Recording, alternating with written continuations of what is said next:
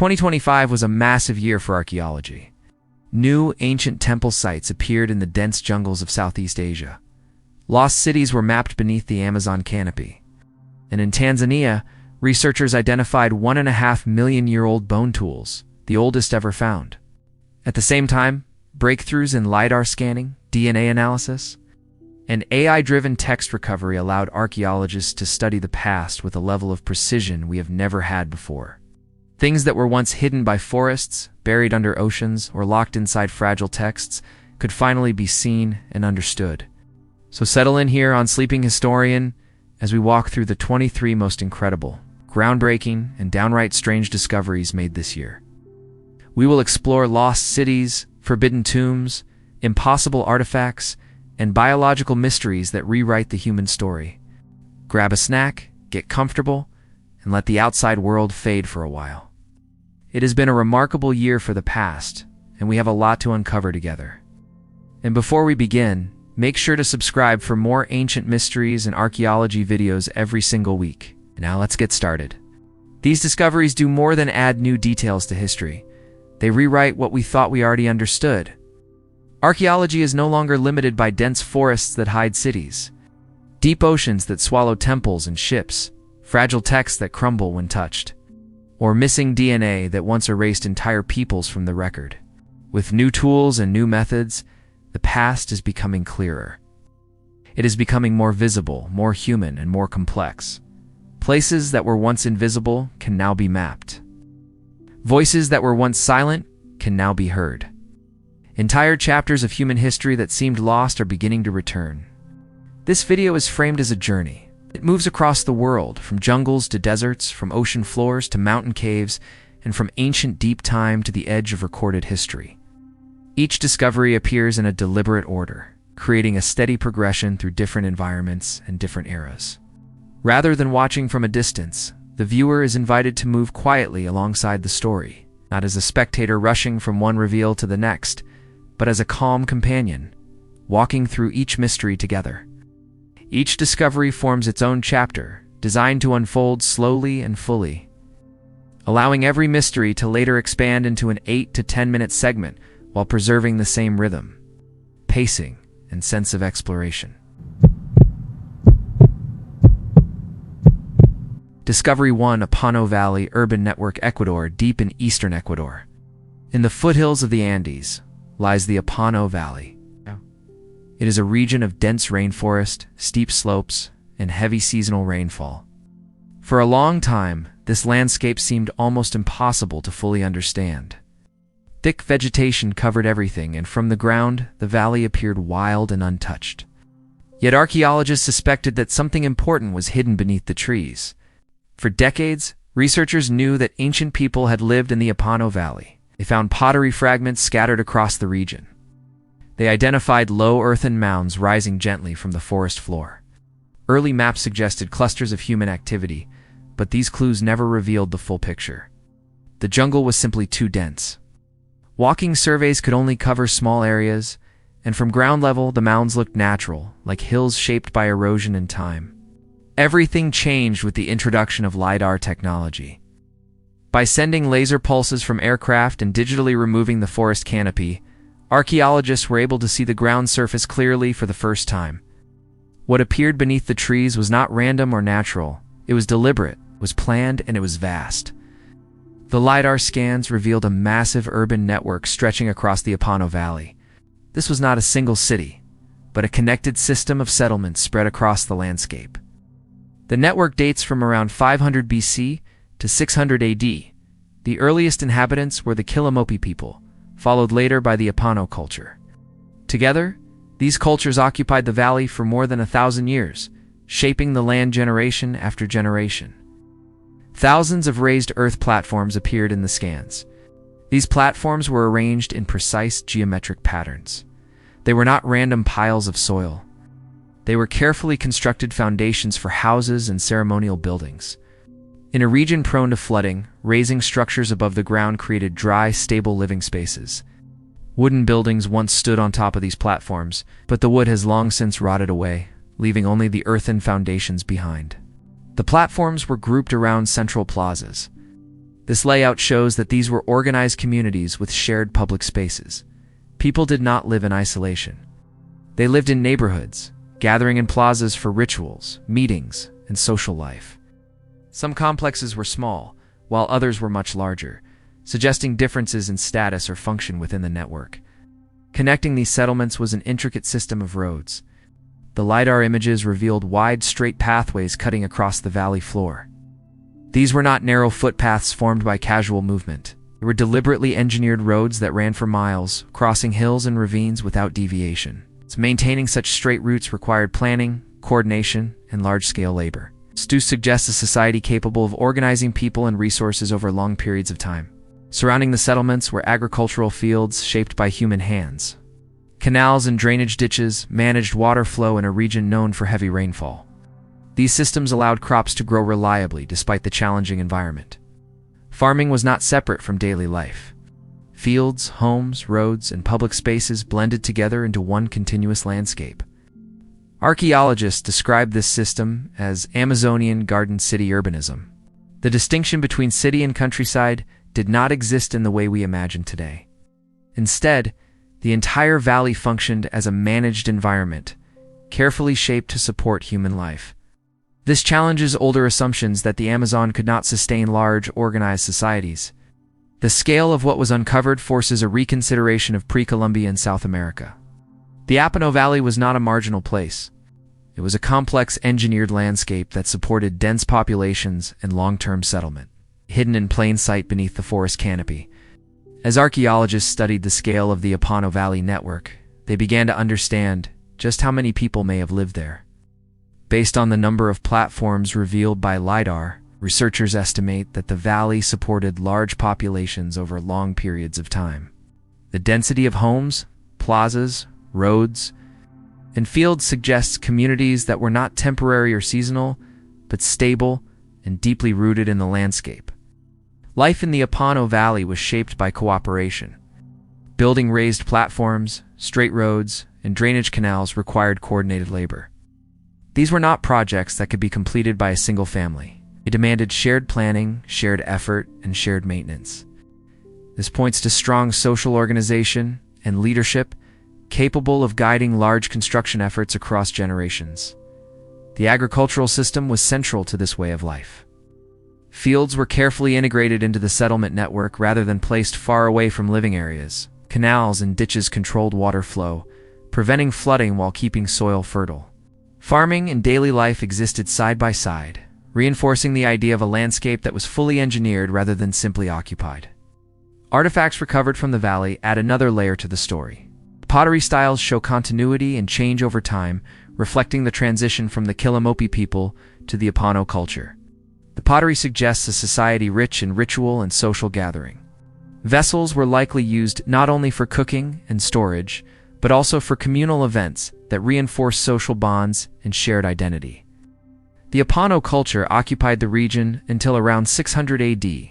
After more than 1,000 years of continuous settlement, the urban network was eventually abandoned. The reasons for this remain unclear. There is no single sign of sudden collapse visible from the LiDAR data alone.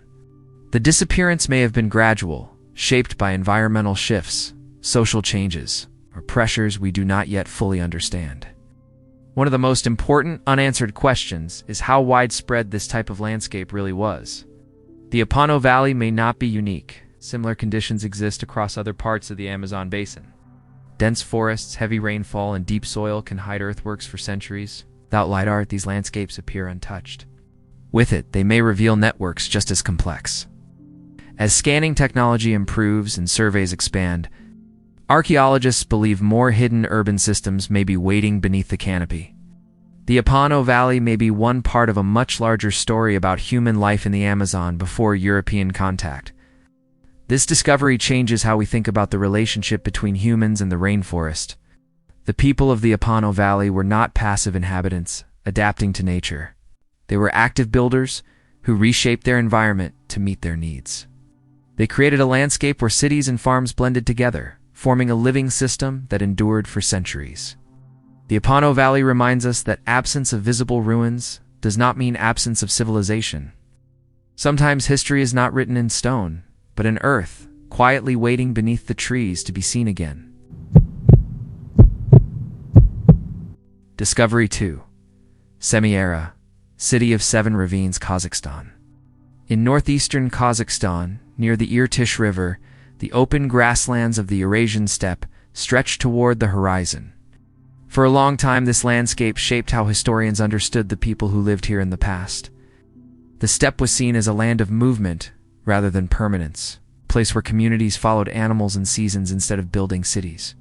According to traditional views, Bronze Age societies on the steppe lived in temporary camps. They were skilled herders and horse riders, but they were not thought to settle in one place for long. Their homes were believed to be light structures that left little trace behind. Stone cities and permanent infrastructure were assumed to belong to other regions, far from the grasslands. That picture changed in 2025 with a study of a site now known as Semi-Era, also called the City of Seven Ravines. Located on elevated land overlooking the Irtysh River, the site sits where the terrain is carved by deep natural gullies. From the ground, the area looks unremarkable, blending into the surrounding steppe. For decades, nothing suggested that a city once stood there. The first hints came from satellite imagery. Faint geometric shadows appeared in the grass, lines and shapes that looked too straight to be natural. For years, these marks were noted but not fully investigated. The region is remote, and large-scale fieldwork requires time, funding, and coordination. In 2025, a team of archaeologists used a combination of drones, magnetometry, and satellite imagery to study the site in detail. Magnetometry allowed them to detect changes in the soil caused by buried structures. Drones provided high-resolution views of the landscape from above. Together, these tools revealed the true scale of what lay beneath the surface. Semi-Era was not a camp, it was a city. The surveys showed a planned settlement covering a large area, far bigger than other known Bronze Age sites in the region. The city dates to around 1600 BC, placing it firmly in the Bronze Age. This was the same broad period when complex societies were flourishing in parts of the Mediterranean and East Asia, yet Semi-Era was built in an environment previously thought unsuitable for permanent urban life. The layout of the city was highly organized. Rows of rectangular earth mounds stretched across the plateau in deliberate patterns. These mounds were the foundations of permanent multi-room buildings. Their alignment was not accidental. They formed a clear grid, showing that the city was planned before construction began. This level of organization suggests leadership and long-term vision. At the center of the settlement stood a much larger structure. It was oriented carefully and positioned to dominate the surrounding buildings. Archaeologists believe it may have served as a communal hall, a ceremonial space, or the residence of a ruling family. Its size and placement indicates social hierarchy and centralized authority. What makes Semi-Era especially important is its industrial role. On one edge of the city, magnetometry revealed an area filled with debris, unlike the rest of the site. Excavation and analysis showed slag, broken crucibles, and waste rock. This was not domestic refuse. It was industrial waste. The people of Semi-Era were producing bronze on a large scale. Bronze production requires copper and tin. Copper could be sourced locally, but tin is rare and must be transported from distant regions. This means Semi-Era was connected to long-distance trade networks. Raw materials were brought in, processed within the city, and likely distributed outward as finished tools or weapons. This makes Semi-Era a permanent industrial city on the steppe, something that fundamentally challenges earlier assumptions about Bronze Age life in this region. The city was not only a place to live, but a center of production and exchange, tied into wider economic systems. The presence of pottery from both the Alexiphus Argari and Kyroscope cultures adds further depth to the story. These finds suggest that Semi-Era was not culturally isolated. Different groups interacted here, possibly living together or visiting the city for trade, production, or seasonal gatherings. Despite these discoveries, important questions remain. One of the biggest is whether Semi-Era was occupied year-round or seasonally. The architecture is permanent, but some patterns suggest that population levels may have fluctuated. The city may have filled with people during certain times of the year and quieted during others. This uncertainty makes Semi-Era even more intriguing. It does not fit neatly into the categories of nomadic or settled life. Instead, It suggests a flexible way of living that combined mobility with permanence. Discovery 3: Hidden Royal Tomb beneath Petra's Treasury, Jordan.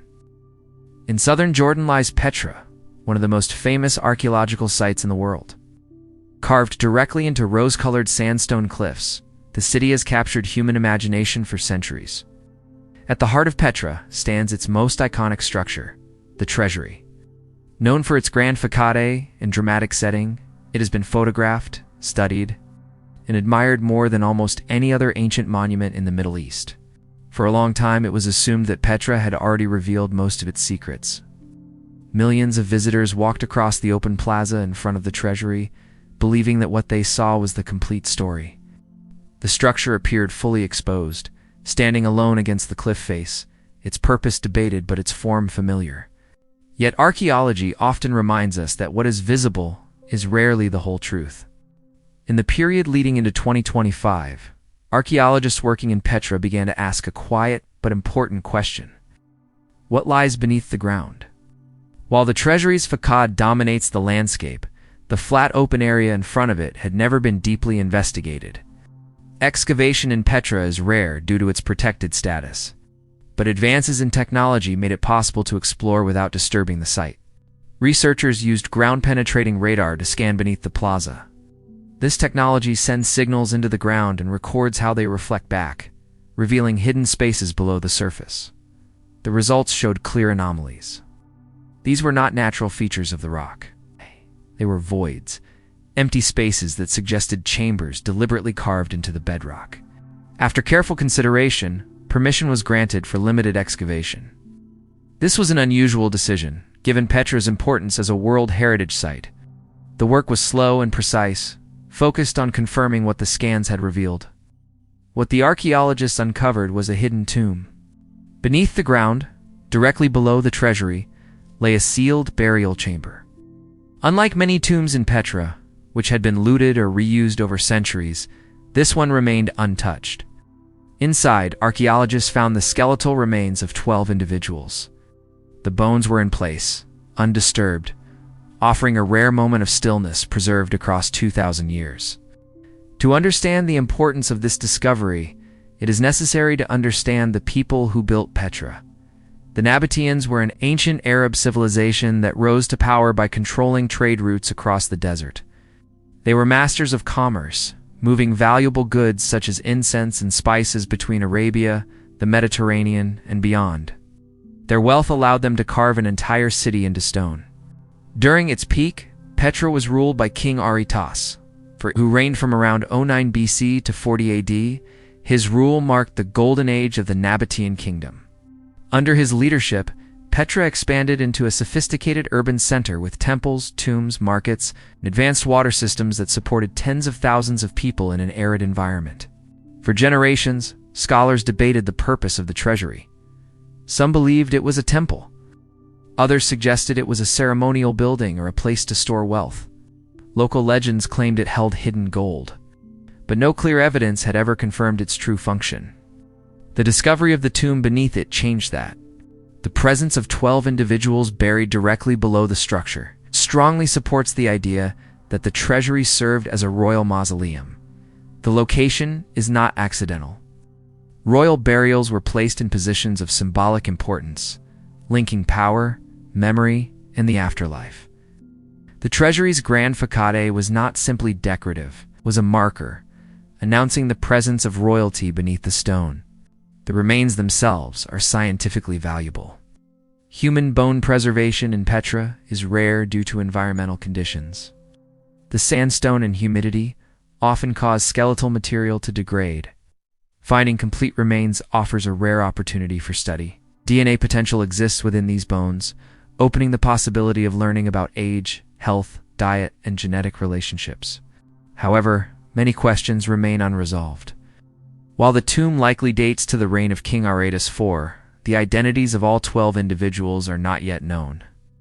They may include members of the royal family, close relatives, or elite figures connected to the court. Without inscriptions naming them, their identities remain a mystery. This uncertainty adds to the quiet power of the discovery. The The tomb confirms the function of the treasury but leaves room for future investigation. The individuals buried there lived during a time when Petra stood at the center of regional trade and political influence. Their lives were shaped by wealth, movement, and cultural exchange, yet their names have been lost to time. The discovery also reminds us that even the most famous sites still hold hidden history. Petra has been studied for centuries, yet a major royal tomb remained unnoticed beneath one of its most visited locations. It shows that archaeology is not only about distant or obscure places. Sometimes the greatest discoveries lie directly beneath our feet. This find reshapes how Petra is understood. Treasury is no longer just a beautiful facade carved into stone. It is now recognized as part of a larger funerary landscape, connected to royal power and memory. The structure above and the tomb below form a single story, one that links architecture, death, and authority. As analysis continues, researchers hope that DNA study may reveal more about the 12 individuals buried beneath the treasury. Their relationships to one another and to King Artas IV may eventually come into focus. Until then, the tomb stands as a reminder that history often speaks in fragments. The hidden royal tomb beneath Petra's treasury confirms what archaeology often teaches us. The past is layered. What we see is only the surface.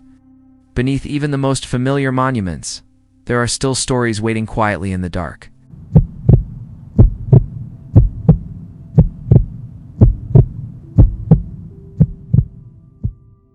Discovery for Herculaneum scrolls deciphered Italy.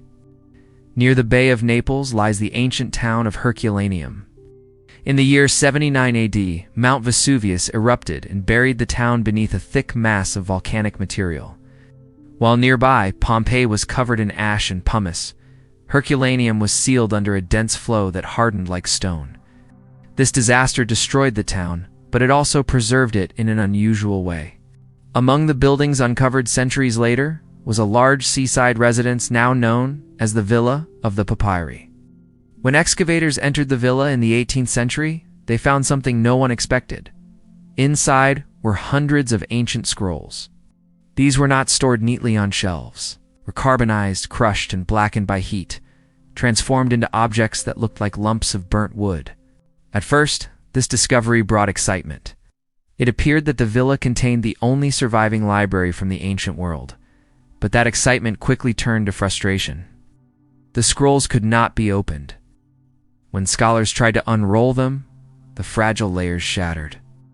Knives, chemicals, and mechanical devices were all attempted. Almost every effort destroyed the scrolls, instead of revealing their contents.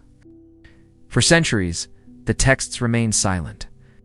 They were preserved but unreadable. Historians knew that priceless works of ancient thought were locked inside, yet there was no safe way to reach them. The scrolls were stored in museums, carefully protected but effectively lost. The breakthrough did not come from traditional archaeology, it came from advanced science. In the 21st century, researchers began to explore a new idea. Instead of opening the scrolls physically, they would open them digitally. Using synchrotron scans, a form of high-energy X-ray imaging, scientists could see inside the carbonized scrolls without touching them. These scans produced detailed three-dimensional images of the tightly rolled papyrus layers.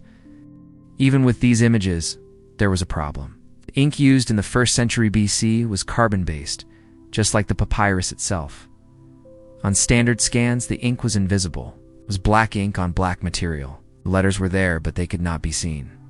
To solve this, researchers turned to artificial intelligence. This effort became known as the Vesuvius Challenge. The goal was to train AI systems to detect the subtle differences between ink and papyrus. Although both were carbon, the ink left microscopic traces, tiny changes in texture and density that machines could learn to recognize. The results were extraordinary. In the early stages of the challenge, AI systems began identifying individual letters and then complete words. For the first time in nearly 2,000 years, humans could read text from a scroll that had never been opened. This proved that the method worked. By 2025, the process had advanced significantly. Entire passages were being recovered and translated. What emerged from the scrolls was a philosophical work from the 1st century BC, written by Philodemus. He was an Epicurean philosopher associated with the Villa of the Papyri. likely serving as a resident scholar or intellectual advisor.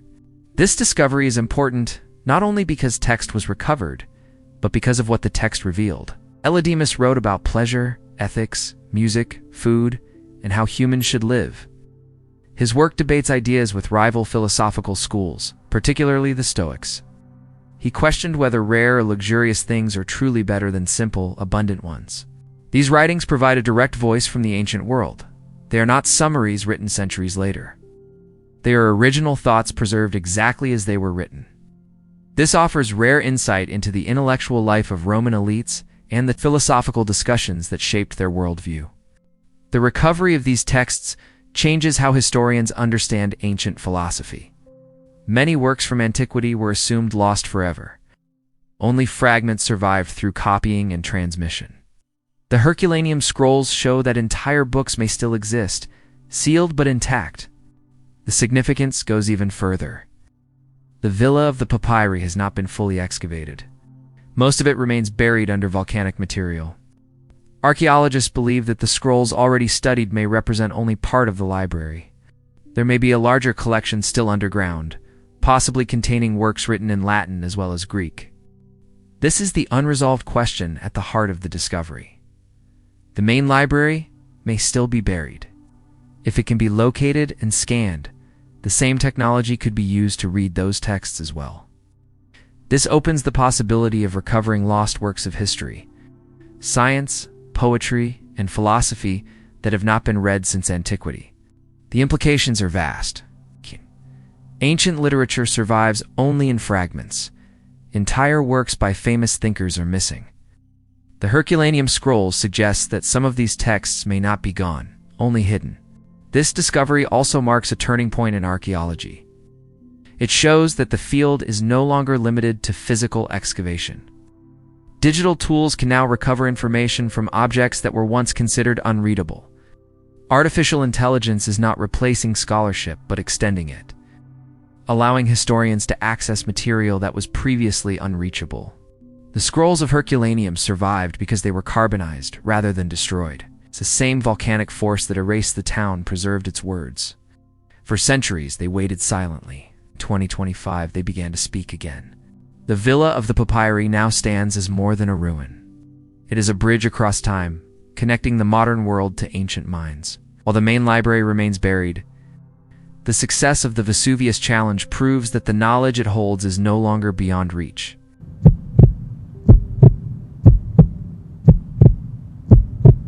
Discovery 5 Sunken City of Canopies, Ramses II Sphinx, Egypt. Off the coast of northern Egypt, beneath the calm waters of the Mediterranean, lies Abu Qir Bay. To anyone looking across the sea today, nothing suggests that a city once stood there. The water appears quiet and ordinary. Yet beneath the surface rests the remains of Canopies, a once important ancient city that slowly sank into the sea. For centuries, Canopies existed only in historical texts. Ancient writers described it as a sacred place, closely connected to religion and ceremony. Over time, earthquakes, rising sea levels, and land subsidence caused parts of the Nile Delta to collapse. Buildings fell, streets disappeared, and the city was gradually swallowed by water. By the Middle Ages, Canopies was completely lost. Modern underwater archaeology changed that. Exploration of Abu Qir Bay revealed temples, statues, stone blocks, and ceremonial objects resting on the seabed. These remains confirmed that Canopies was not a small coastal settlement, but a major religious center connected to the spiritual life of ancient Egypt. The city played a central role in rituals dedicated to Osiris, the god of rebirth and the afterlife. One of the most important discoveries in the sunken city was a massive sphinx bearing the likeness of Ramses II. Ramses II ruled during the New Kingdom. It's one of the most powerful periods in Egyptian history. The Sphinx was originally created during this era, making it a New Kingdom artifact. However, archaeological evidence shows that it was reused later. Placed within Canopies, long after Ramses II's reign had ended. This reuse is significant. In ancient Egypt, reusing royal statues was not random. Objects associated with powerful pharaohs carried symbolic weight. By placing a Ramses II Sphinx within Canopies, Later generations were connecting their religious practices to the authority and legacy of the new kingdom. Underwater archaeology made this discovery possible. Working beneath the sea requires specialized methods. Divers carefully map sites, record positions, and lift objects only when conditions allow. Visibility is often limited, and sediment can hide structures completely. Each movement must be slow and precise to avoid damaging fragile remains. The Sphinx was found among temple ruins and ceremonial debris. Its presence helped confirm the function of Canopus as a ritual center. Historical texts described annual festivals linked to Osiris, during which sacred objects were carried along waterways. These ceremonies symbolized death and rebirth, mirroring the flooding and renewal of the Nile. The physical evidence beneath Abu Qir Bay now matches those written accounts. Temples, ritual vessels, and statues align with descriptions of Osiris festivals. The discovery confirms that Canopus was a key location where these sacred rituals were performed. This connection between text and archaeology strengthens our understanding of Egyptian religion. The Ramses II Sphinx also reveals how Egyptian religious traditions evolved. While the artifact originated in the New Kingdom, its later reuse shows continuity rather than replacement. Sacred spaces were adapted over time, layering new meanings onto older symbols. Canopus was not frozen in one era. It remained important across generations. Despite these discoveries, much of the city remains unexplored. The seabed is vast, and sediment shifts constantly. Archaeologists have uncovered temples and major structures, but the full extent of Canopus is still unknown. Streets, homes, and additional ritual spaces may lie buried beneath layers of sand and silt. This uncertainty is one of the unresolved questions surrounding the site. Researchers know Canopus was large, but they do not yet know how far it extended or how densely it was built. Each new survey reveals more fragments, suggesting that much of the city is still waiting to be mapped. The sunken nature of Canopus adds to its mystery. Unlike land sites, underwater ruins are harder to preserve and study. Objects are affected by salt, currents, and biological growth.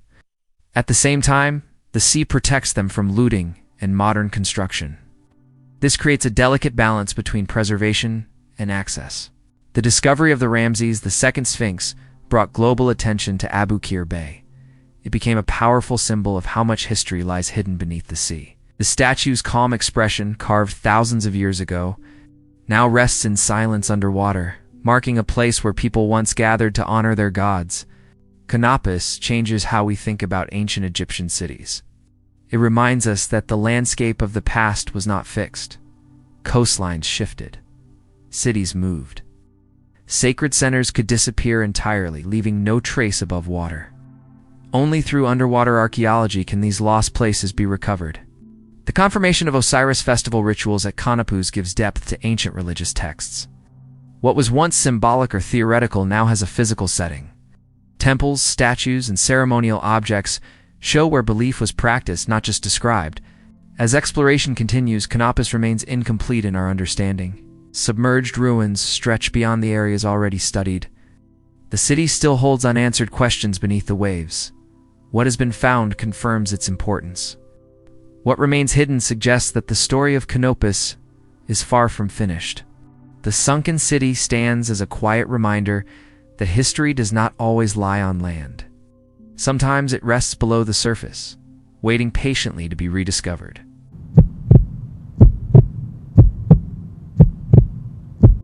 Discovery 6. Ghost Human Lineage. Pampas, South America. Across the wide grasslands of South America, the Pampas stretch for thousands of miles. These open plains roll gently beneath big skies, shaped by wind, weather, and time. For a long while, archaeologists believed they understood the human story of this region. The sequence of settlements seemed clear, with known groups arriving, spreading, and leaving traces behind. Then ancient DNA changed that picture. In sites across what is now Argentina, Chile, and Brazil, researchers began analyzing human remains dated between 8,500 and 1,000 years ago. These remains came from burials scattered across the Pampas and nearby regions. At first, the studies were meant to confirm existing theories about migration and ancestry. Instead, they revealed something unexpected. The genetic data showed the presence of a previously unknown human lineage. This population did not match the genetic signatures of any known indigenous groups living in South America today. It was not closely related to later populations in the same regions. It appeared suddenly in the genetic record, persisted for thousands of years, and then vanished completely. This discovery became known as the ghost human lineage of the Pampas. Ancient DNA allows scientists to examine genetic material preserved in bones and teeth. Even after thousands of years, small fragments of DNA can survive under the right conditions. By comparing these fragments to genetic data from other ancient and modern populations, researchers can trace relationships, migrations, and separations over time. In this case, the results showed a clear pattern. The ghost lineage was distinct. It was not a minor variation or a brief genetic signal. It represented a stable population that lived across parts of southern South America for a long period. From 8,500 to 1,000 years ago, the people of this lineage lived alongside other human groups. They shared the landscape, but remained genetically separate. This suggests limited intermarriage or long-term cultural boundaries, for reasons that are not yet understood. Their genetic identity persisted without blending into surrounding populations. What makes this discovery especially important is what happened next. After around 1,000 years ago, the ghost lineage disappears from the genetic record. Later populations in the same regions show no trace of their DNA. It is as if this entire population was erased from history, leaving no descendants among modern peoples.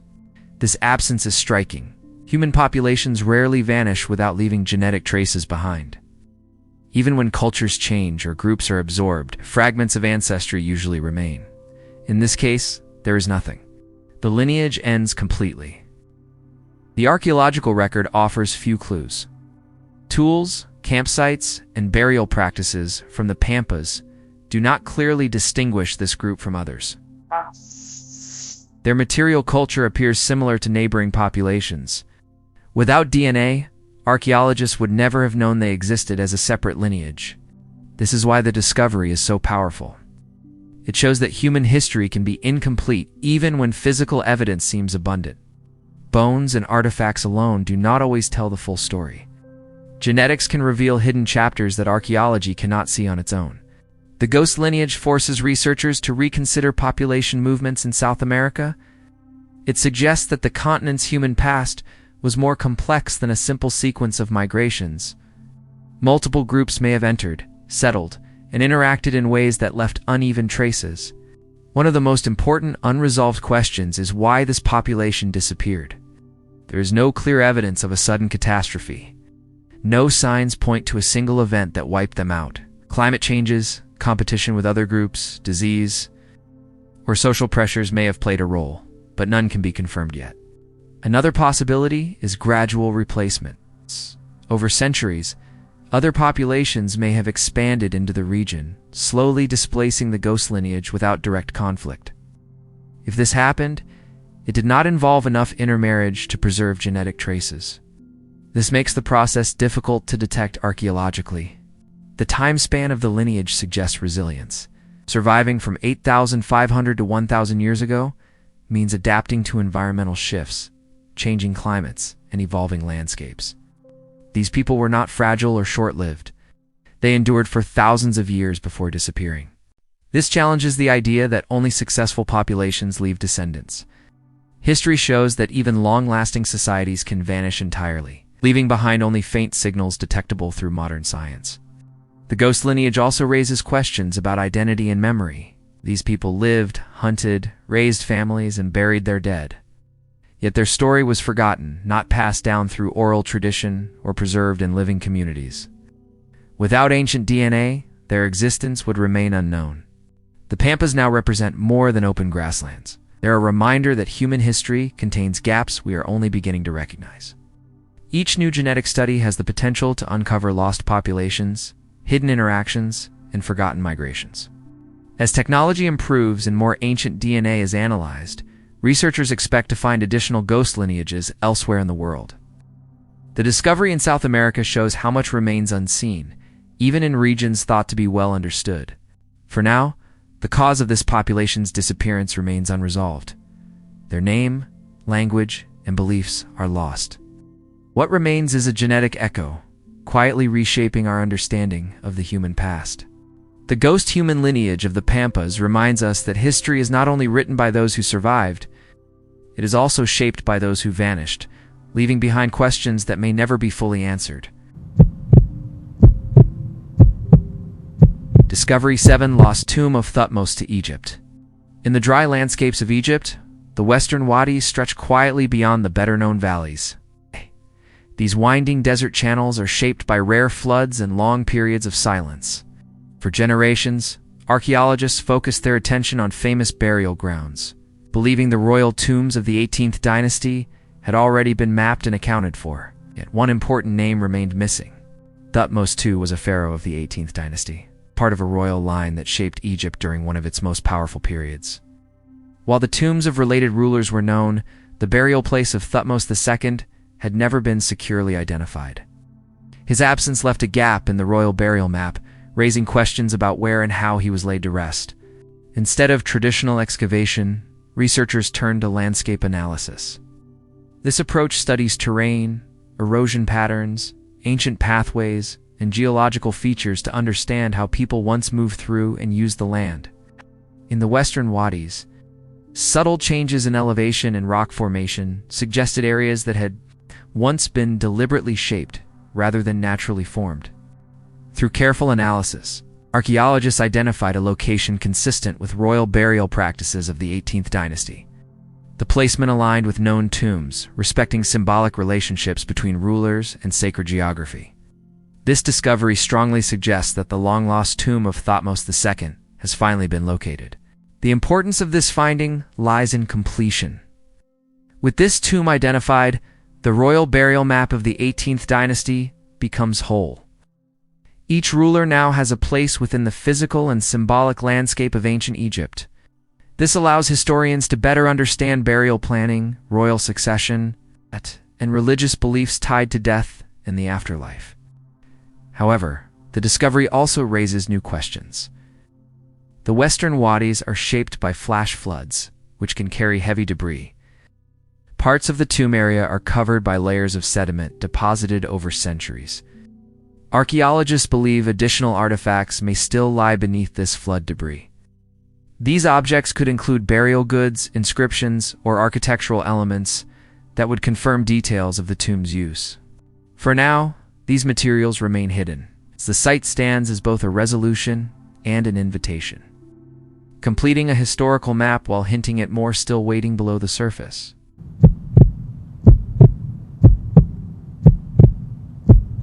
Discovery 8: Screaming Woman and Polish Vampire Burials Across Different Lands and Centuries. Humans have responded to death with fear, ritual, and imagination. Two discoveries, separated by time and geography, reveal how deeply these responses are shared.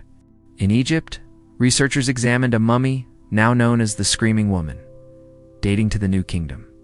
Her body was preserved in an unusual state. Her mouth was open wide, frozen in an expression that appeared to capture a final moment of distress. For a long time, this image fueled speculation about violent death or punishment.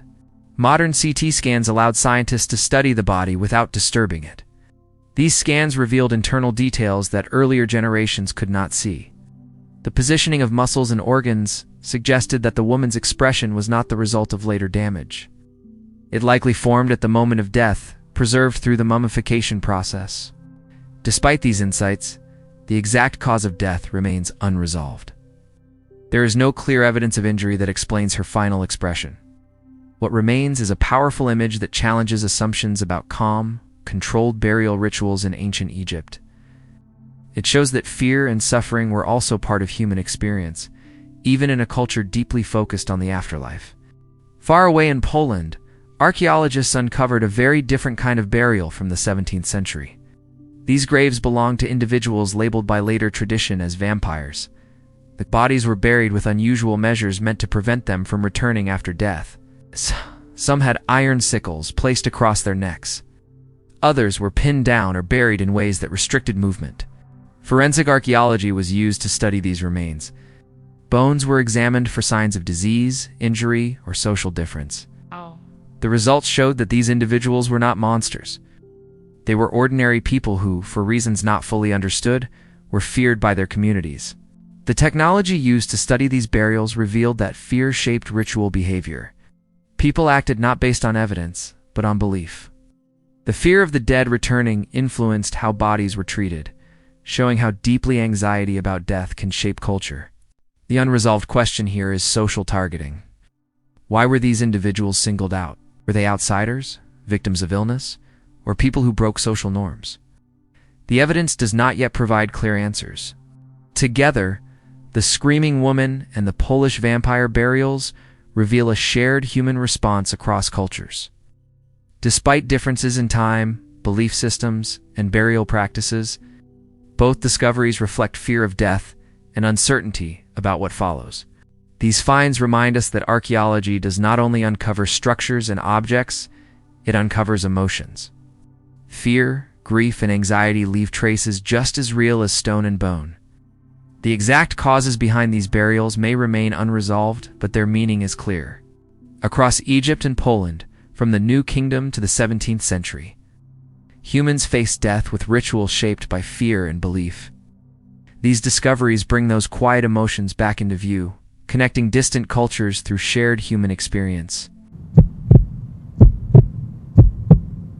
Discovery 9. Paso Temprano, Circular City, Mexico, along the Pacific coast of Mexico. In the region known as Guerrero's Costa Chica, the landscape rises and falls in a pattern of hills, ridges, and narrow valleys. For many years, this area was thought to sit on the edge of larger civilizations. Archaeology focused elsewhere, leaving this coastline quiet and overlooked. That changed with the discovery of Paso Temprano. Dating to the period between 650 and 950 AD, Paso Temprano belongs to the Yeslananjo culture. What sets this city apart is its shape. Instead of the rectangular plazas and straight lines common in other Mesoamerican centers, Paso Temprano was built around circular forms. Platforms, ceremonial spaces, and residential areas followed curved layouts that reflected a different way of organizing space and movement. Using detailed architectural survey methods, archaeologists mapped the site carefully. They identified repeated circular patterns across the city, showing that this was not accidental or decorative. It was a deliberate design choice that defined the entire settlement. These structures required planning, skilled labor, and long-term investment. The importance of Paso Temprano lies in what it represents. It confirms the existence of a lost coastal civilization that developed its own architectural language, separate from the better-known inland powers. The city controlled movement between the coast and interior regions, likely playing a role in trade and communication. Despite its scale and sophistication, Paso Temprano was eventually abandoned. There is no clear evidence of violent destruction. Buildings were left standing. Life simply moved away. Why this happened remains unresolved. Environmental changes, shifting trade routes, or political pressure may have played a role, but the silence of the site offers no final answer. The circular city now rests beneath layers of soil and vegetation, a reminder that entire civilizations can rise, thrive, and disappear without leaving written records behind. Discovery 10. Antikythera Shipwreck, New Finds, Greece. Beneath the waters of the Aegean Sea lies one of the most famous shipwrecks ever discovered. The Antikythera shipwreck, dating to around 60 BC, has been studied for more than a century. It is already known for yielding one of the most extraordinary objects of the ancient world. A complex mechanical device often described as an ancient computer. Yet the story of the wreck is far from finished. Using remotely operated vehicles and advanced diving systems with rebreathers, modern researchers return to the site. These technologies allow divers to work deeper and longer than ever before, while robotic systems reach areas humans cannot safely access. New finds from the wreck have added critical context. Large sculptures, ship components, and cargo elements show that this vessel was not an ordinary merchant ship. It was carrying high-value objects, likely intended for elite audiences. The presence of such cargo helps explain why a device as complex as the Antikythera mechanism was on board. This discovery is important because it reframes ancient computing. The mechanism is no longer seen as a strange one-off creation. Instead, it appears as part of a broader world where advanced knowledge, engineering, and luxury objects moved across the Mediterranean by sea. Despite this progress, much remains unresolved. The full extent of the ship's cargo is still unknown. Parts of the wreck remain buried beneath sediment and rock. Each new excavation season reveals more, but also reminds researchers of how much is still hidden. The Antikythera shipwreck continues to sit quietly on the seafloor, holding answers about ancient science, trade, and technology that are only slowly being brought back into the light. Discovery 11, Dragon Man, and the oldest European face, China, Spain. Human evolution is not a straight line. It's a branching story filled with diversity, adaptation, and overlap. Two discoveries, one in China and one in Spain, have deepened this picture in powerful ways. The first involves a skull known as Dragon Man, dated to around 146,000 years ago. Advanced protein analysis and precise dating methods revealed that this individual represents a distinct human form. The skull shows a mix of features that do not fit neatly into previously defined categories. Dragon Man forces scientists to reconsider how many types of humans lived at the same time. It suggests a broader range of human forms coexisting across Asia, adapting to local environments in different ways. The second discovery comes from Spain, where researchers uncovered the oldest known human face in Europe. This fossil dates to between 1.2 and 1.4 million years ago. It pushes the timeline of human presence in Europe much further back than previously confirmed. Together, these finds highlight the diversity of human evolution. Different human groups existed across vast regions and long periods of time, sometimes overlapping, sometimes disappearing. The technology behind these discoveries was crucial. Protein analysis allowed scientists to study remains where DNA could not survive. Dating techniques helped place these individuals accurately within deep time. The unresolved question lies in connection. The exact Denisovan link remains unclear. Dragon Man may be related to Denisovans, but the relationship is not fully defined. The fossil record is still incomplete, leaving gaps that future discoveries may fill. What these discoveries make clear is that humanity's past was crowded. Many human forms walked the earth, adapted, learned, and survived for long periods. Modern humans are not the result of a single path, but the last remaining branch of a once complex tree. Discovery 12. Pre-classic Maya megacities, Guatemala. For a long time, the early history of the Maya was seen as a quiet beginning. Archaeologists believe that around 800 BC, Maya communities were small, scattered, and simple. Villages were thought to be made of modest houses, surrounded by farmland and forests. Large cities, towering pyramids, and complex political systems were believed to belong to a much later time. That understanding has now changed. Field excavation work in Guatemala has revealed that around 800 BC, during the pre-classic period, the Maya were already building megacities. These were not experimental settlements or temporary centers, or large, carefully planned urban spaces that required organization, labor, and long-term vision. The discoveries show vast ceremonial complexes, massive platforms, and monumental architecture that rival structures built more than 1,000 years later. These cities were not hidden villages, growing slowly over centuries. They appeared with confidence, scale, and purpose. What makes this discovery so important is timing. The date of around 800 BC pushes Maya complexity back by roughly 1,000 years. It shows that advanced social organization did not suddenly appear in the classic period. Instead, it was already present deep in the pre-classic era. The field excavations revealed broad plazas designed to hold large gatherings. These spaces were surrounded by elevated platforms that once supported temples and administrative buildings. The sheer volume of earth and stone moved to create these features suggests coordinated labor on a massive scale. Such construction could not have happened without leadership. It required planning, scheduling, and control of resources. Workers had to be fed, materials had to be sourced, and projects had to be maintained over many years. This alone tells us that pre-classic Maya society was far more complex than once believed. The layout of these megacities also reveals careful design. Buildings were aligned with natural features and celestial events.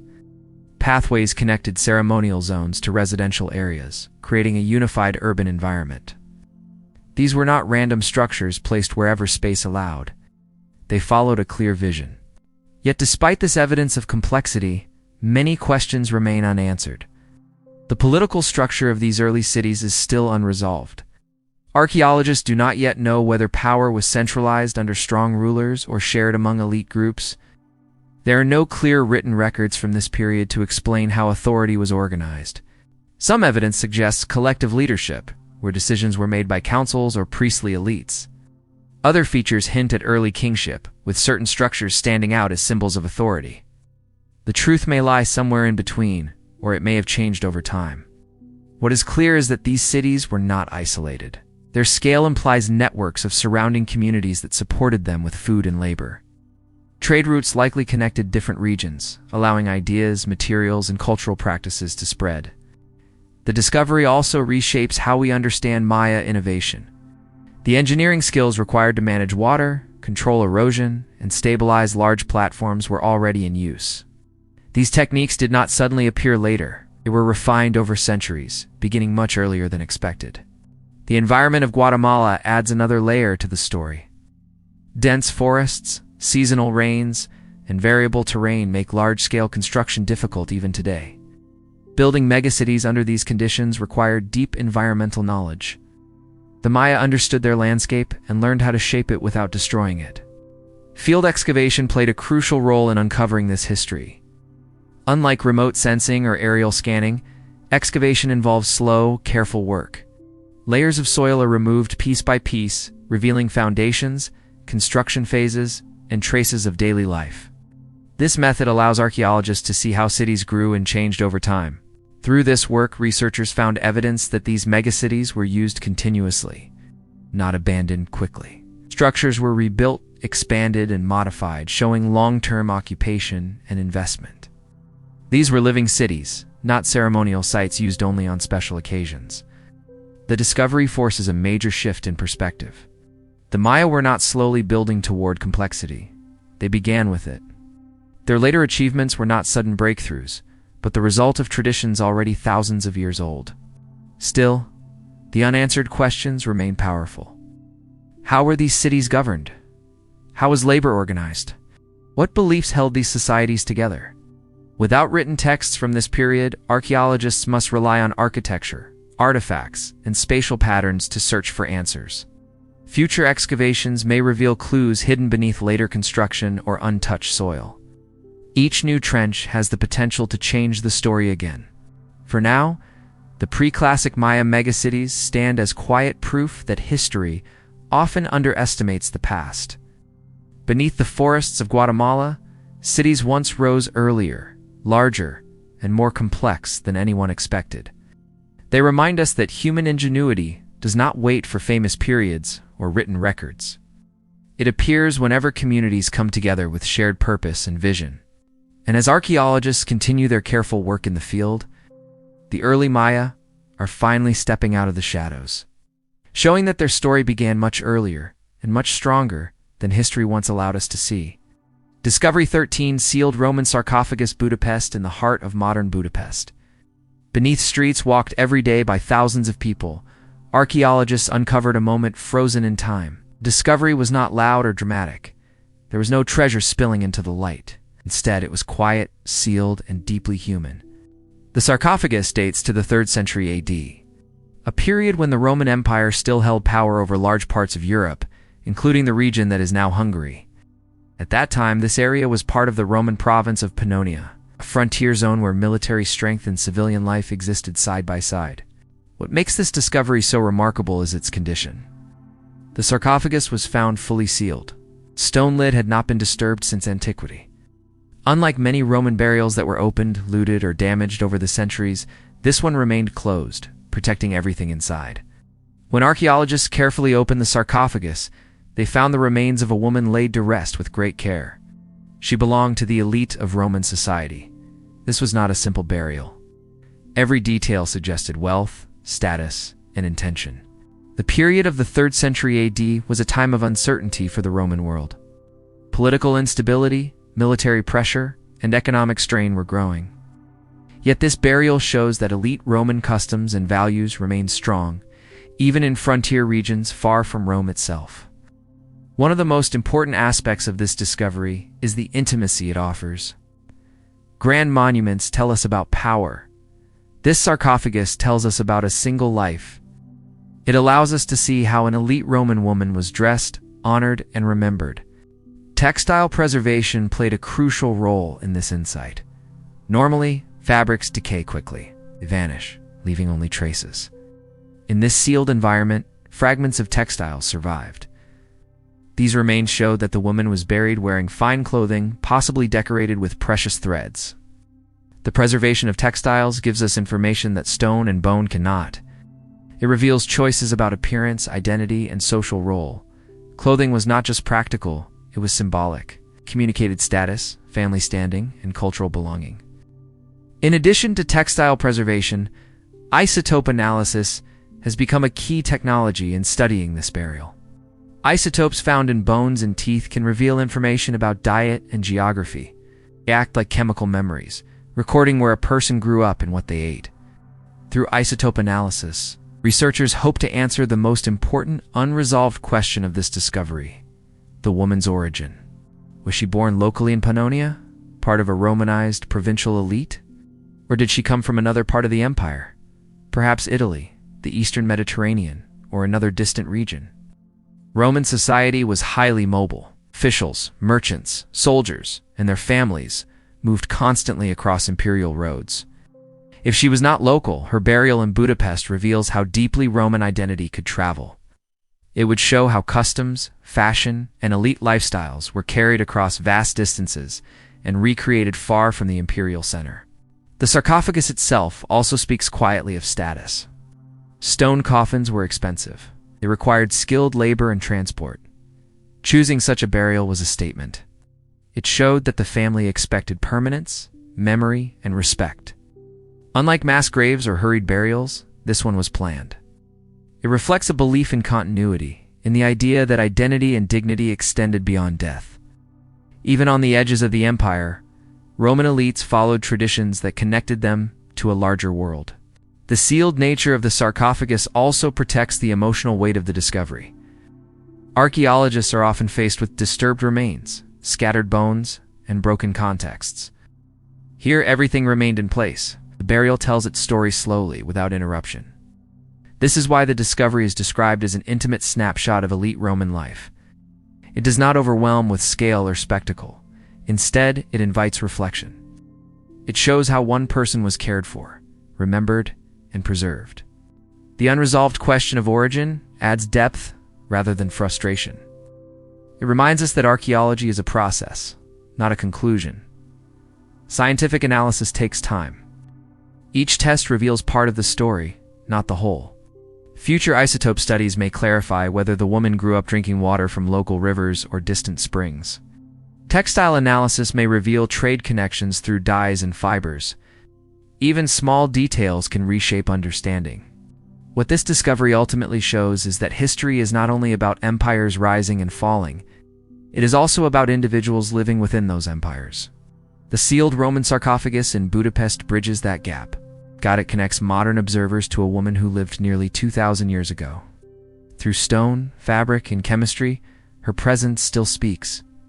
Quietly, patiently, waiting for science to finish listening. Discovery 1 for Aegean land bridge, Turkey. For a long time, the sea was seen as a boundary. Maps showed water separating Anatolia from Europe, and it felt natural to assume that early humans faced a difficult crossing. Boats, rafts, or advanced seafaring skills were thought to be necessary for humans to move westward into Europe. This discovery gently changes that picture.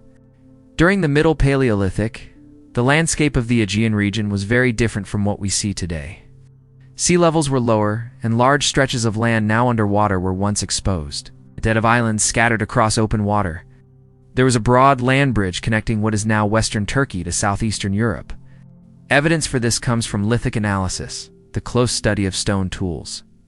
Archaeologists examine stone artifacts found in Turkey along the Aegean coast. These tools match Middle Paleolithic traditions found in Europe, both in form and in method of manufacture. The stones were shaped in consistent ways. They show the same planning, the same striking patterns, and the same understanding of materials seen in European sites. This similarity is not accidental. It suggests movement, continuity, and shared knowledge. The importance of this discovery lies in its simplicity. Humans did not need to cross water to enter Europe. They walked. The land bridge acted as a natural corridor. It was not a narrow path, but a wide landscape that could support life. Early humans could hunt, gather, camp, and move gradually across it. Migration was not a single dramatic event. It was a slow, steady process. This changes how we imagine early human movement. Instead of daring crossings, we see long journeys on foot. Families, tools, and traditions move together across open land. Yet much of the story remains hidden. The most important unresolved question concerns the submerged camps. The places where people lived, rested, and worked are now underwater. When sea levels rose, these sites were drowned. What remains today are fragments found on higher ground. They're clues rather than complete records. Archaeologists know the land bridge existed, but the heart of daily life lies beneath the sea. The Aegean land bridge discovery reminds us that geography is not fixed. The world humans moved through was shaped by ice, water, and time. What looks like separation today was once connection. Discovery 15, Judean Desert Cliff Pyramid caches real high above the floor of the Judean Desert. Carved into steep cliffs, archaeologists encountered something unexpected. It was not hidden in a cave or buried beneath sand. It stood in the open, built deliberately against the rock face. The structure was a small, pyramid-shaped monument, located in a remote and difficult-to-reach part of the desert. Its position alone raised questions. This was not a place of comfort or convenience. Reaching it required effort, planning, and purpose. The site dates to the 3rd century BC, a time of political tension in the region. Empires competed for control, and military presence was widespread. Yet this structure did not resemble a city or fortress. It was isolated, quiet, and deliberate. When archaeologists investigated further, they discovered a cache hidden within the structure. This was not a burial. It was a storage space, carefully sealed and protected. Inside were valuable materials, including documents written on papyrus. These texts could not be read by eye alone. Time had faded the ink, and centuries of exposure had taken their toll. To recover their contents, researchers used multispectral papyri imaging.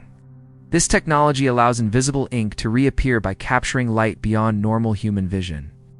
Layer by layer, the writing returned. The texts revealed something unexpected. They were not religious scrolls or personal letters. They were administrative and military in nature. They recorded supplies, organization, and command structures. This discovery is important because it points to a lost military outpost. The pyramid was not symbolic alone. It was functional. It marked a place of control, storage, and authority in a harsh landscape. The Judean desert was not empty. It was monitored. Routes were watched, supplies were stored, power extended even into places that appear silent today. Yet one major question remains unanswered. Who abandoned it? The cache was never retrieved. The documents were not destroyed. The structure was not dismantled. It was simply left behind. This suggests a sudden change. Perhaps the outpost was evacuated quickly. Perhaps the force stationed there was defeated, reassigned, or cut off. The silence of the site offers no clear explanation. The desert preserved the cache by its dryness. What might have decayed elsewhere survived here. The same environment that made life difficult also protected the past. The pyramid cache challenges assumptions about ancient landscapes. Remote does not mean unimportant. Isolated does not mean unused. The desert was part of a wider system of movement, power, and communication. Discovery 16, Deepest Shipwreck, Camerotte for France.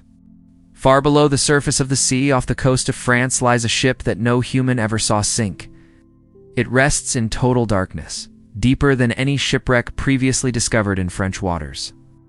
This wreck is known as Camerotte 4, and it dates to the 16th century, time of expanding trade, exploration, and connection during the Renaissance. The ship was discovered using autonomous underwater vehicles, or UVs. These robotic explorers move silently through the deep ocean, scanning the seabed where human divers cannot reach. At such depth, pressure is immense. Light disappears completely, and the environment remains almost unchanged for centuries. Because of this, Camerotte 4 is remarkably untouched. Unlike shipwrecks found in shallow water, this vessel was never looted. Fishing nets did not drag across it. storms did not break it apart. The deep sea preserved it in quiet isolation, holding it exactly where it fell. This makes the discovery extremely important. It offers a rare, undisturbed look at Renaissance trade. Ships of the 16th century carried goods that connected regions, cultures, and economies. They moved wine, oil, textiles, metals, and everyday items that shaped life across Europe. Camarat 4 likely served this role. Its size and construction suggest a working merchant vessel rather than a warship. It would have sailed familiar routes, stopping at ports that were busy with commerce and human movement. Yet one major question remains unanswered. The cargo identity is still unknown. The ship rests too deep for excavation by human hands. Any future investigation must rely on advanced robotic tools. Until objects are carefully examined or recovered, archaeologists can only speculate about what the ship carried. Was it loaded with everyday goods meant for nearby markets, or did it carry valuable materials destined for distant buyers? The answers remain locked inside the hull, waiting in the dark. Camarat 4 reminds us that much of history is not lost, is simply out of reach. Discovery 17 Tartessos human faces Spain for centuries. The ancient culture of Tartessos existed more in legend than in clear understanding. Located in what is now Spain and dating to the Atlantic Bronze Age, Tartessos was known through texts, trade goods, and abstract symbols. One idea shaped the field for decades. Tartessos was thought to be a faceless culture. Archaeologists believed its people avoided human images, choosing symbols and geometric forms instead of faces. That idea has now ended. Through careful sculpture excavation, archaeologists uncovered carved human faces linked directly to Tartessos. These were not rough or symbolic shapes, were detailed, intentional representations of people. The faces show features, expressions, and identity. They reveal that Tartessos artists understood human form and chose to represent it. This discovery forces a complete reevaluation of how the culture saw itself and expressed belief, power, or memory. The importance of this find is clear.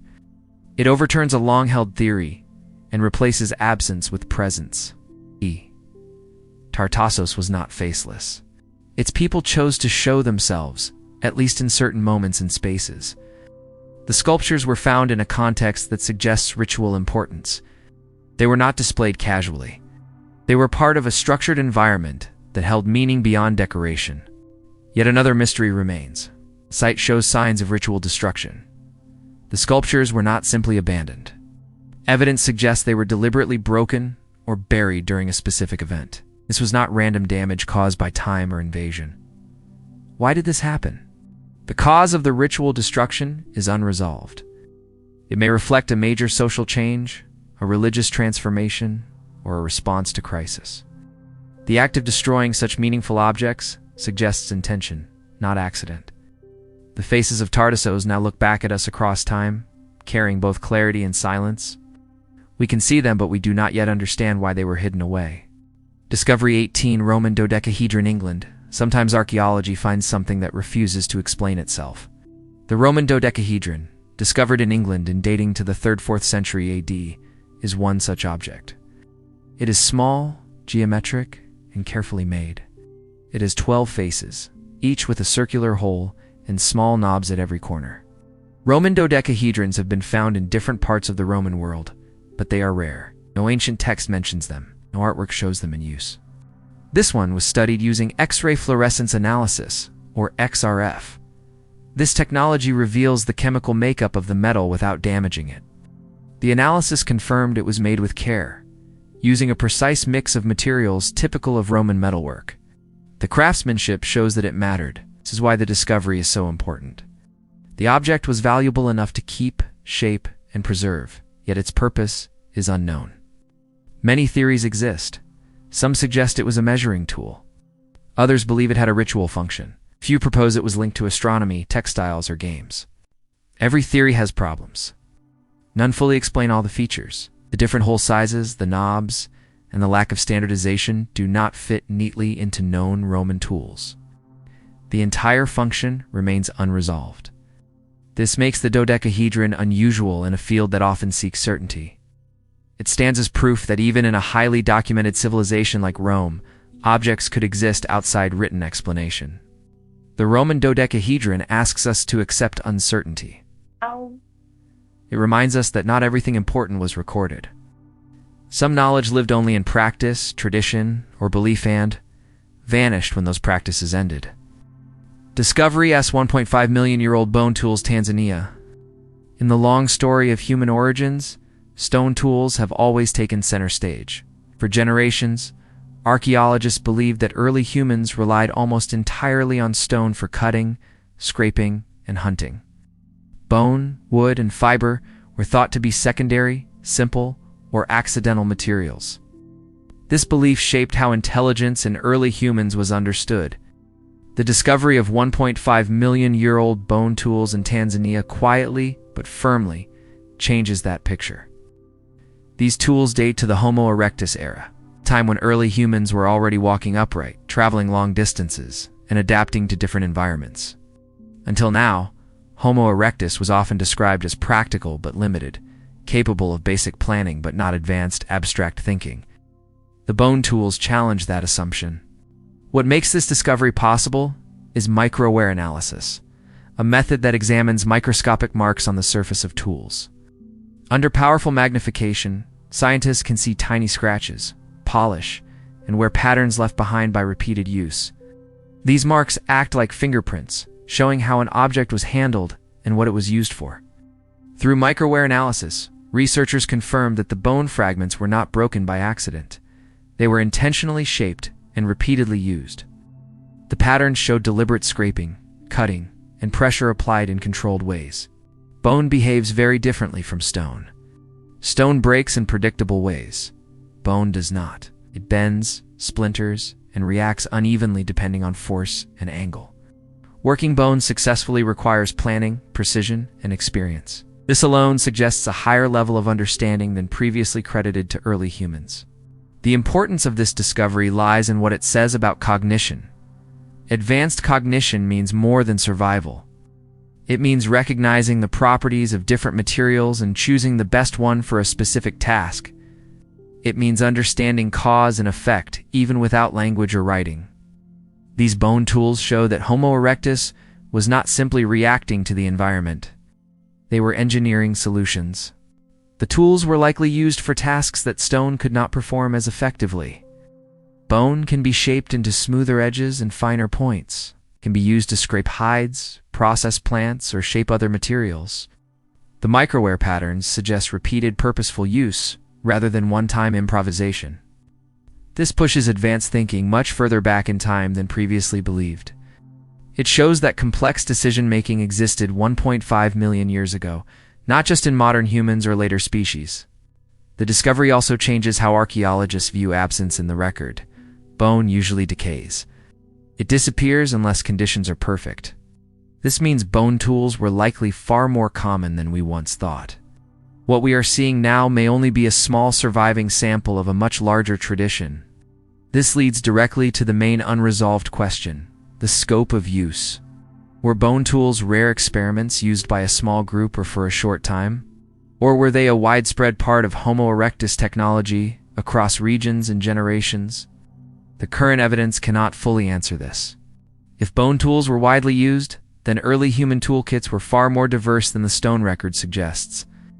Much of that diversity would have vanished without trace, leaving behind a distorted view of early intelligence. Archaeologists may now return to collections once dismissed as animal remains or waste and look again.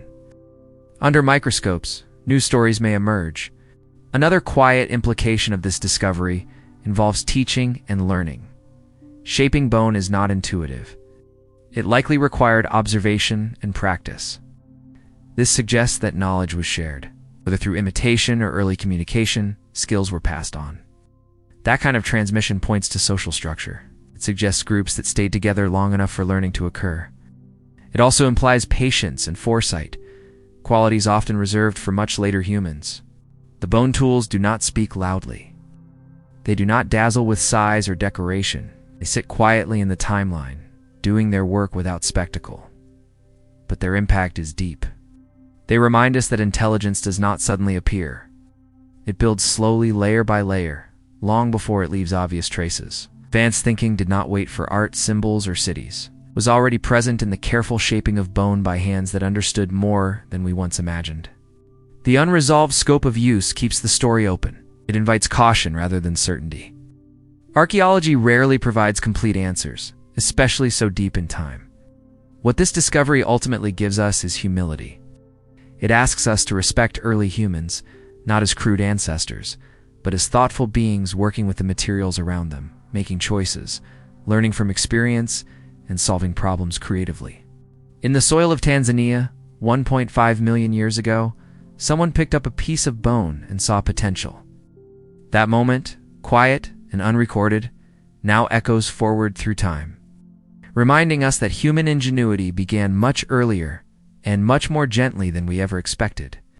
Discovery T19 Gypsum Overlook Structures, New Mexico. For a long time, early human life in North America was imagined as constantly moving. People were thought to follow animals, seasons, and water, rarely staying in one place for long. Shelters were assumed to be temporary. Camps were expected to leave only light traces before disappearing again into the landscape. The discovery at Gypsum Overlook in New Mexico gently changes that picture. The site dates to 8,800 years ago, a time when the world was still adjusting to the end of the last ice age. The climate was shifting. Large animals were disappearing. Landscapes were becoming drier in some places and more unpredictable in others. Life required flexibility and awareness. At Gypsum Overlook, archaeologists uncovered evidence of structures, not just camps. These were not simple windbreaks or short-term shelters. They were intentionally built spaces that show planning and care. The discovery was made through architectural excavation, a method focused on understanding how people shaped living spaces. Instead of only collecting tools or bones, archaeologists studied floor surfaces, post holes, hearth placement, and spatial layout. These details reveal how people organized their daily lives. What they found suggests early sedentism, means staying in one place for longer periods. Does not mean full farming or permanent cities. It means returning to the same location again and again, or remaining there long enough to invest effort in building. The structures at Gypsum Overlook show this kind of investment. Floors were prepared, walls were supported. Fire features were placed carefully within the space. These choices required time, cooperation, and intention. People do not build such structures if they plan to leave the next day. This is why the discovery is important. It shows that people in New Mexico 8,800 years ago were already experimenting with staying put. They were creating places that offered comfort, protection, and familiarity. The structures suggest an understanding of environment. Gypsum Overlook sits within a landscape shaped by wind, temperature shifts, and limited resources. Building partially sunken or well-supported spaces would have helped regulate heat and shelter people from the elements. Architectural excavation revealed patterns rather than chaos. Hearths were not randomly placed. Activity areas appear organized. These choices reflect routines, habits, and repeated use. Yet one major question remains unresolved: the duration of occupation. Archaeologists do not yet know how long these structures were used. Were they occupied for a single season? Several years? Or revisited repeatedly over generations? The evidence does not yet provide a clear timeline. This uncertainty matters because it shapes how we understand early sedentism. Short occupation suggests experimentation. A longer one suggests commitment. Repeated use suggests memory and tradition. The site does not clearly answer which of these applies. Layers of soil, where patterns and rebuilding evidence are still being studied. Each clue adds nuance, but not certainty. What is clear is that Gypsum Overlook was not a fleeting stop. It mattered enough for people to shape it. This discovery also challenges the idea that sedentism appeared suddenly with agriculture. Instead, it suggests a gradual process. People began staying longer, building more, and organizing space earlier than once believed. Early sedentism does not mean abandoning mobility entirely. People may have moved seasonally while maintaining familiar places. Gypsum Overlook may have been one such anchor point in a larger landscape. Architectural excavation allows us to see this balance. Structures do not trap people in place. They support them while they decide when to move and when to stay. The calm nature of this discovery lies in its ordinariness. There are no monuments, no symbols of power, just living spaces shaped by human hands for human needs. This makes the site deeply human. It reflects cooking, resting, gathering, and sharing space. These are quiet activities, but they define daily life. The unresolved duration of occupation keeps the story open. It reminds us that archaeology often works with fragments rather than full narratives. Each structure is a sentence, not a chapter. Future research may clarify whether these structures were used continuously or intermittently. New dating methods or microscopic analysis of floor sediments may offer more answers. For now, Gypsum Overlook stands as evidence that people 8,800 years ago were already rethinking how they lived. Ow. They were not only surviving, they were organizing space, building shelter, and creating places that felt familiar. This discovery encourages us to slow down when thinking about the past. Big changes often begin quietly. Before cities and farms, there were small decisions to stay a little longer, to build something sturdier, to return to a place that worked. At Gypsum Overlook, those decisions left traces that still speak today. Not loudly, but clearly. Discovery 20, Neolithic Figurine. Damjili Cave, Azerbaijan, in the foothills of the Caucasus Mountains. Damjili Cave opens quietly into the landscape.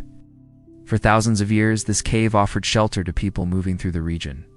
Wind, dust, and time slowly filled its interior, sealing layers of human activity beneath the ground. From one of these layers came a small but powerful object.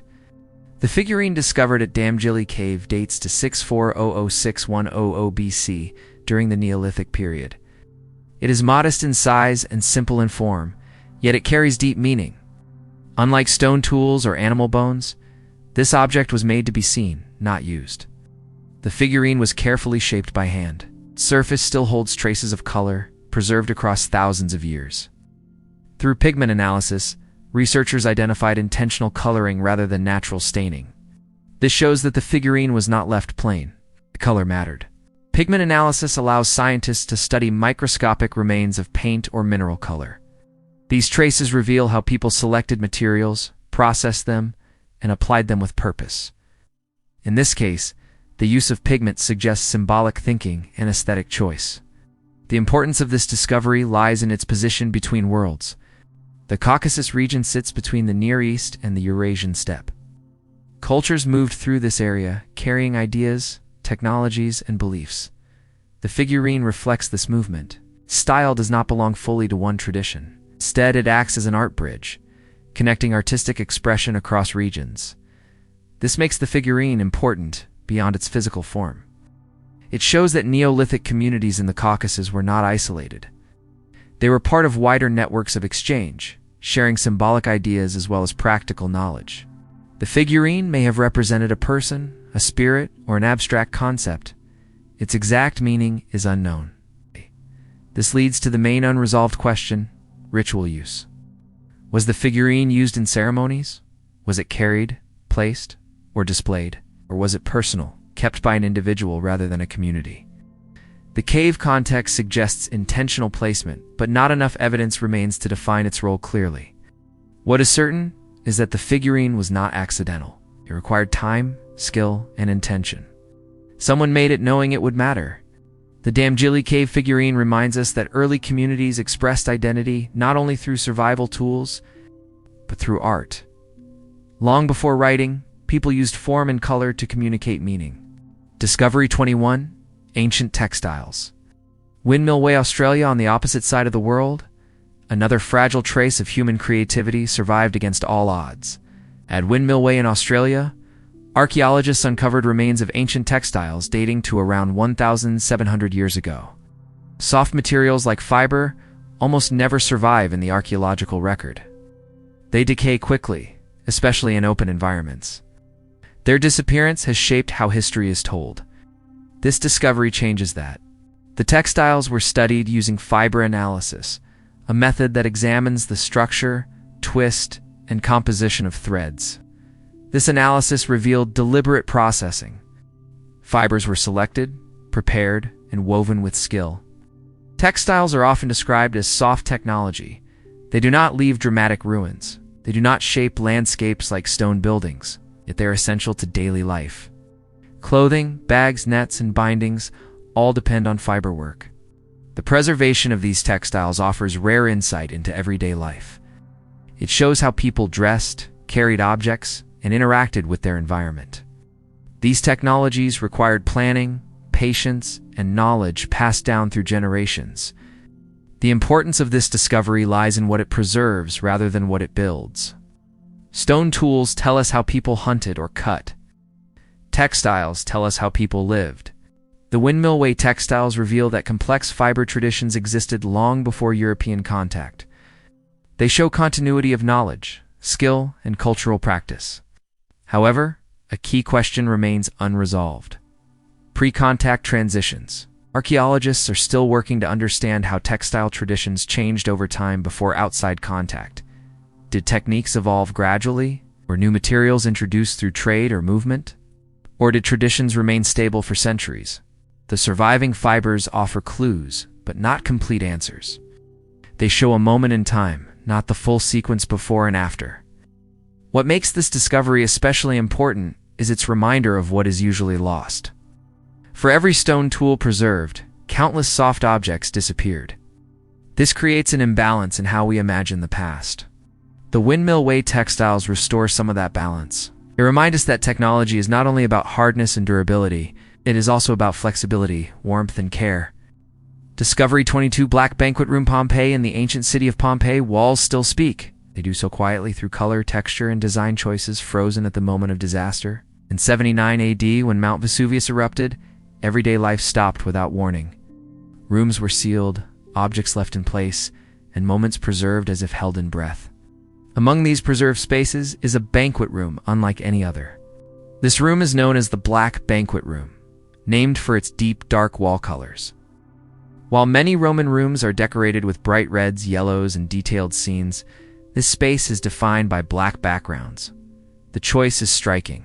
It absorbs light rather than reflecting it, creating an atmosphere that feels enclosed, controlled, and intentional. The room was studied through fresco analysis, a method that examines wall paintings layer by layer.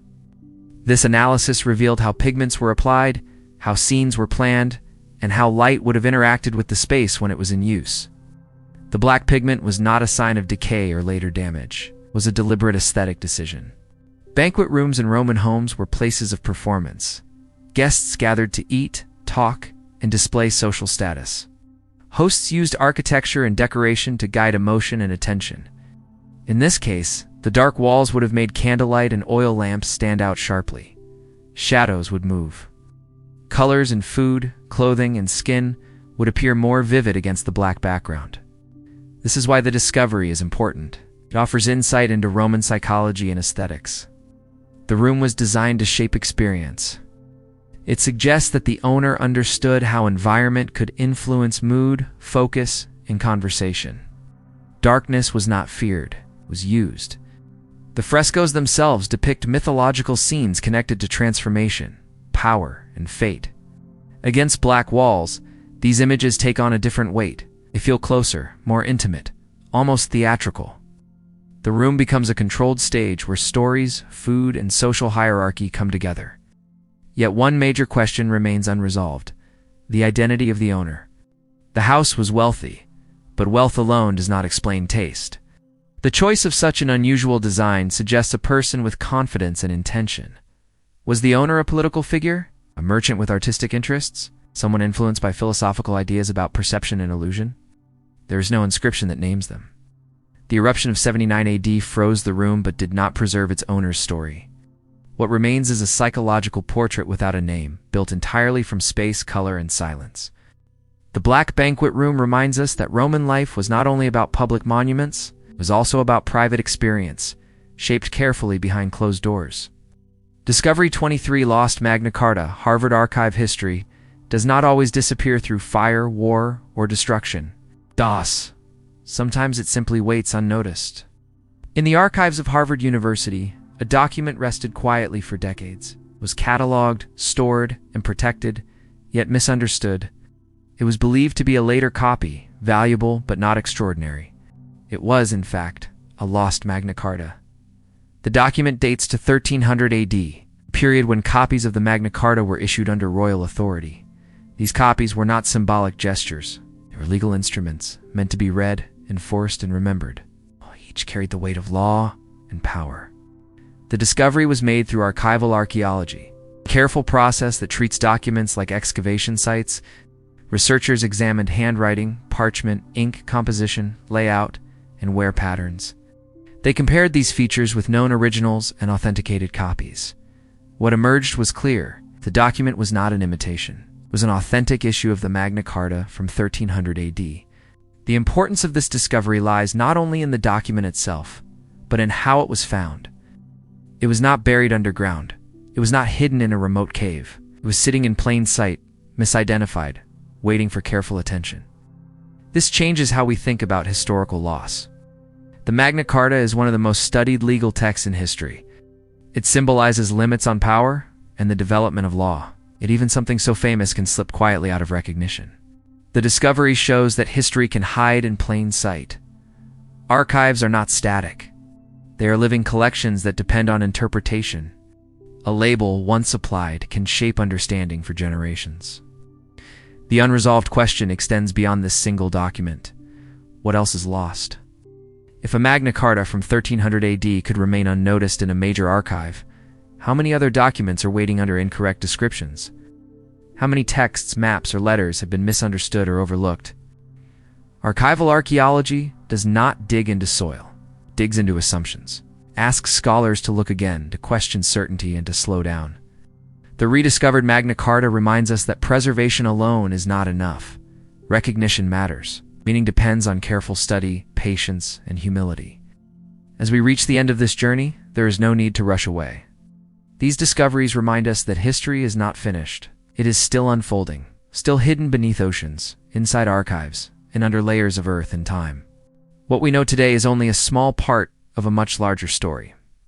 And that story continues slowly and patiently, waiting to be noticed.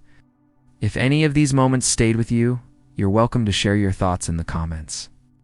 Not to debate or explain, but simply to reflect together. And if you'd like to continue exploring the past in this quiet, thoughtful way, you're always welcome here on Sleeping Historian. Subscribing is just a way to keep walking this path side by side, one calm story at a time. For now, take a moment. Let the outside world fade again. Remember, history is still speaking softly.